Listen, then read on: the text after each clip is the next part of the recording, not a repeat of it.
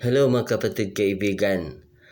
Ayon sa magandang balita, Biblia sa Roma 2:4-8 ang sabi, hinamak mo ang Diyos sapagkat siya ay napakabait, matiisin at mapagpasinsya.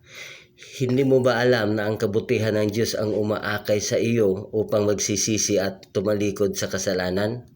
Ngunit dahil matigas ang iyong ulo at ayaw mo magsisisi, lalo mong pinapabigat ang parusang igagawad sa iyo sa mga araw na iyon kung kailan ihahayag ang puot at makatarungang paghatol ng Diyos.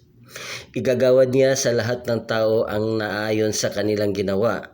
Buhay na walang hanggan ang ibibigay ng Diyos sa mga taong nagpapatuloy sa paggawa ng mabuti, naghahangad ng karangalan, kadakilaan at kawalang kamatayan.